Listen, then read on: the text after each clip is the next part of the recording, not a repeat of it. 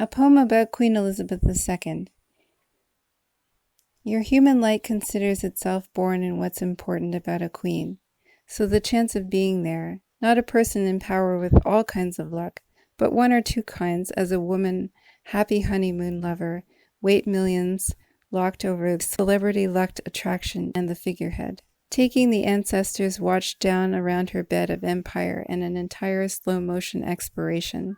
Hands of those adjusting first blush to a new strength, a new yielding, to expense or martial defeat of empire coming slid down from the rebel sun's steed, America's champion knees and sentiment down all colonial lands washed through hard. Born while it is still night, lady, piled on my desk, the portrait bust in beauty plastic of Canadian currency, the stamps, enchanting papers teaching a birthright regency, the female white queen, with advantage on the board of first move and besides 85.9 million British pounds a year. And victory, happiness, glory, and longevity leads the last round chant of a spell is cast to save her, God. Whatever happens to us, let her live long. At least let her, if not we, be happy. Coin maked out the all-exchanging separation. In figurehead, the grievers shunned victory, Queen's great-granddaughter, to retreat the majesty from Parliament. Golden toxins, slip slaken money on Hollywood portrait princess, newsflash bulbs of faraway celebrity, the after day, sober issues love secretly in the morning wear of excitement, and in fast delivery the formality of initial, respectful, public somber reporting. For families, drag queens, people take in all the misgivings that might befall the public servant for Queen Bee, and I, her hive in the breathless palpable loss and lovestone's overflowing chest-hearted concepts emanating wildly of love in waves of grief.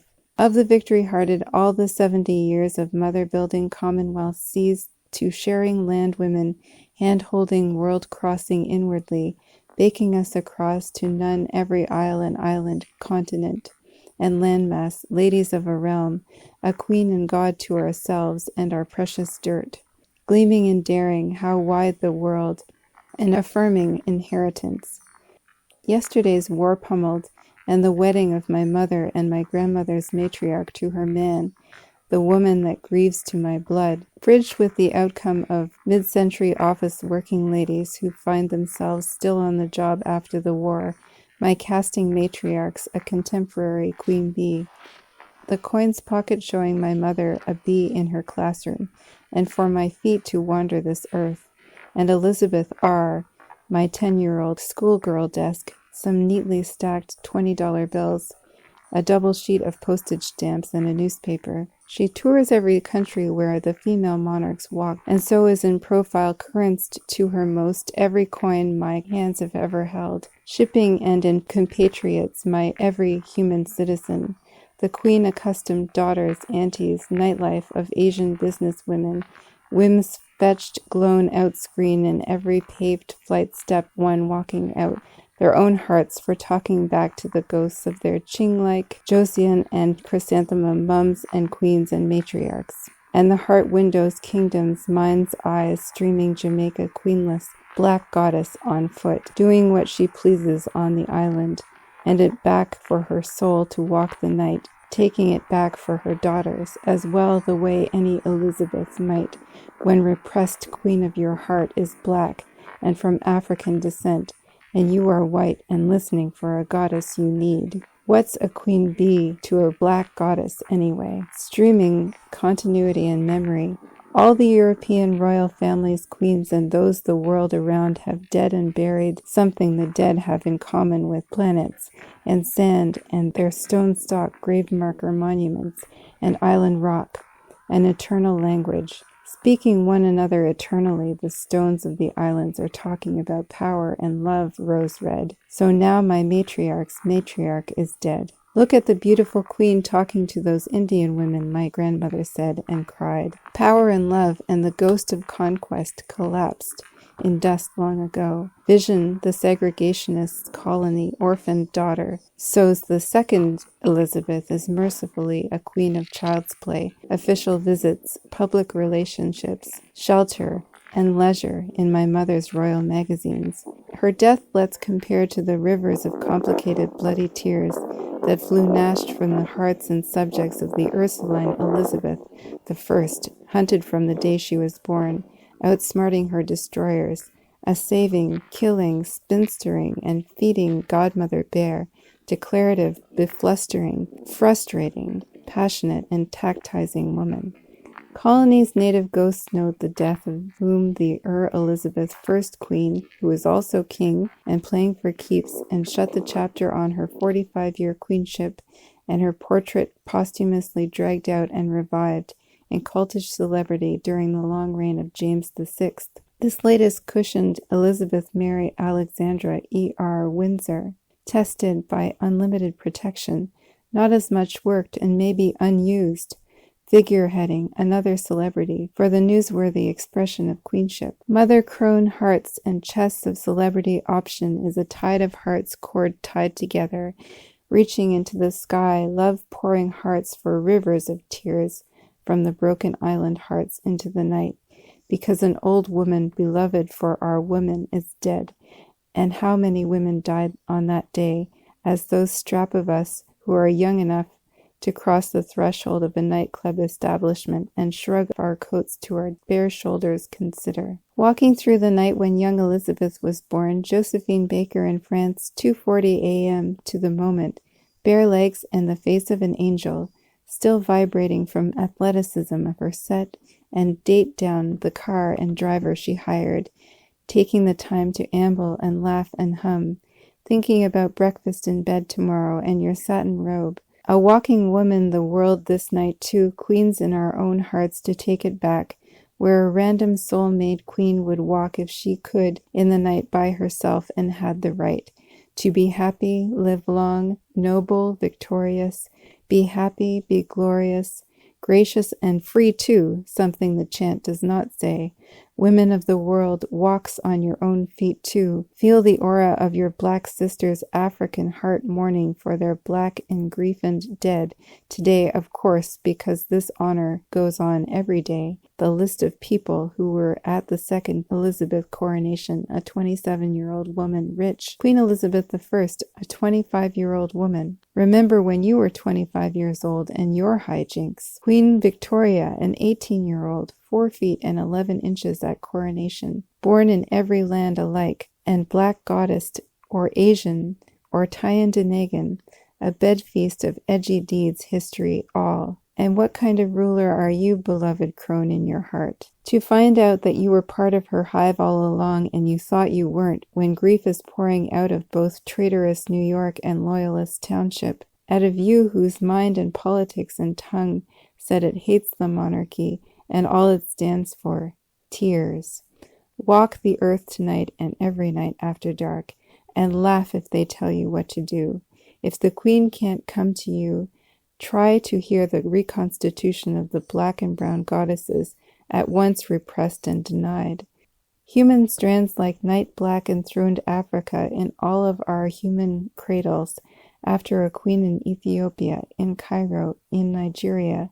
Black and brown as the Virgin Mary was, black and brown as Christianity, black and brown as monarchy itself, black and brown as calculus and the library, astronomy and numbers. Even where we, civilization, and you came from, reconnected. White queen, when the black queen is repressed, calls forth a black goddess of our collective unconsciousness.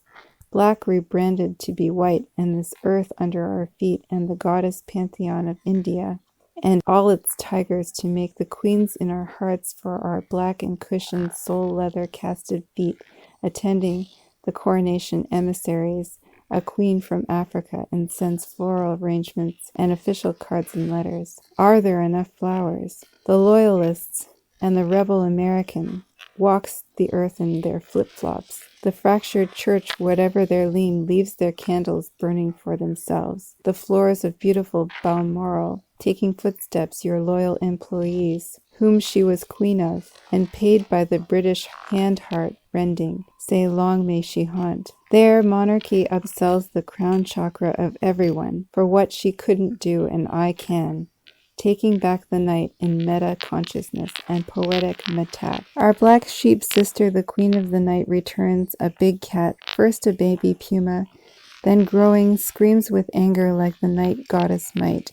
A historical volcano and mystifier of used-up rage, of uneasy homes turned historically colonial murderlands of white swords and black and brown and red grieved faces, needed queens for their hearts that look like them, unstolen into ridiculous white lady European holy virgins, and they need breakfast in bed and a satin robe and a walk on the Champs-Élysées, flashing with ethical diamonds, black ties, the cordon bleu, and tipsy fairy lights, and black opera, and for all recovery, reconstitution, truth, and reconciliation, until it becomes something else used to be thought about and isn't anymore, and covered up by racing schedules and airline tickets. While on the phone to room service, they say the goal being to put yourself out of business, where all needs are met. So and into whatever we invest our time and energy, we're all sisters and brothers with consumers' rights. People spending money on all kinds of things. The Silk Road, spices, tea, tangerines, iPhones with magical African crystals, Disneyland, the new Avengers movie, pedigreed canines, Olive Garden, a print of a painting of Durga riding a tiger, rinsed and folded Hudson Bay pelts, Victorian test tubes and musical saws, wars, sending the random object into space. Try to wrest it from the enthusiast morning shoppers and see what happens. The Christmas morning of having a celebrity family and a Queen's representative on the land, like shoppers in the markets of every time, buying for themselves and their offspring. And if they are a certain kind of monarch, you own the store too, and there's no closing time.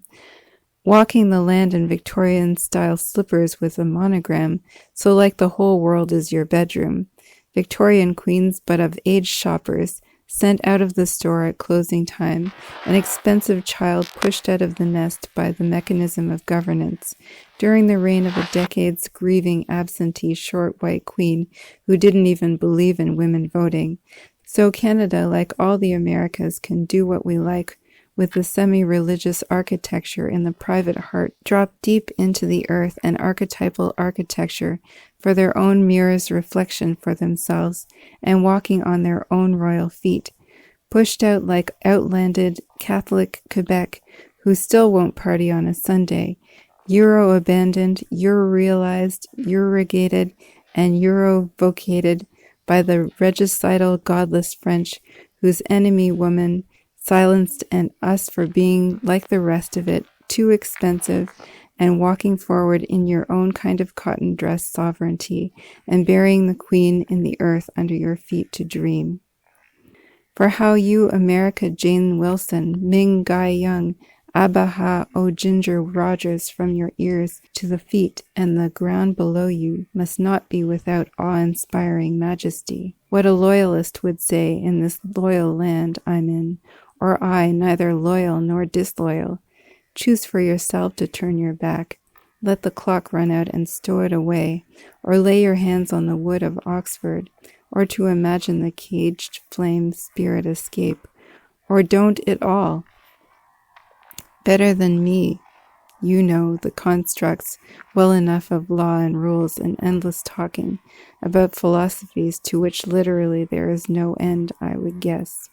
That's the camp you're in with the crown to argue about the vehicle, the rando spacecraft, and any machine and any cage is who's talking about it anyway. Of whatever it's in me, the queen of not much, these words in whatever fairyland they can build, far away from anything you. No landlady like the Elizabeth employer of a team of employees landwomen. So my town Kingston is happily, namely, gamely entrusted back to the elderly King Charles and a young lad, and all the box of King Arthur and Camelot trinkets we have left, that it calls forth the closets of our minds, or perhaps something new for he and we and us, the good man. Before all this, and still it was Cataraqui, and haunted by Iroquois kings and their men, and whirled over history when the king's men's knives took over whatever it was convenient, and pillaged for pretty things from a foreign lady's yard,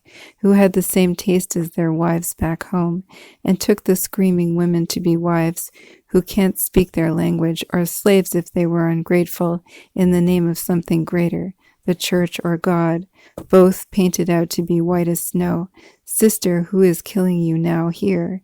And who any more is killing you, and for what?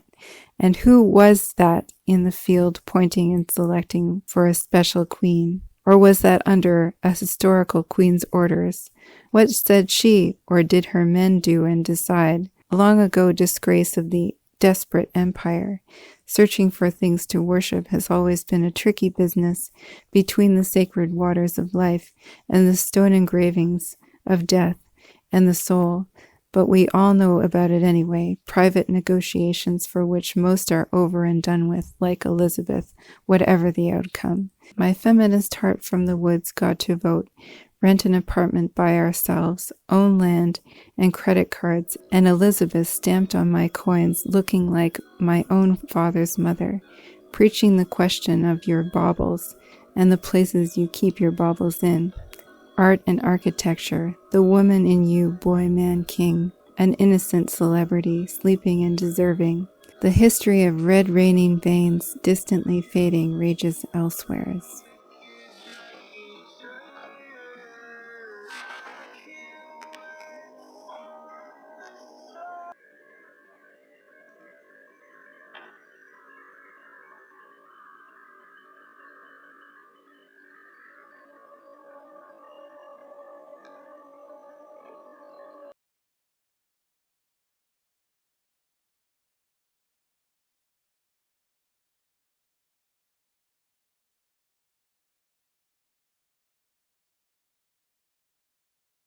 Rielly Stares is a Canadian poet and artist who was born, lives, and works in Kingston, Ontario.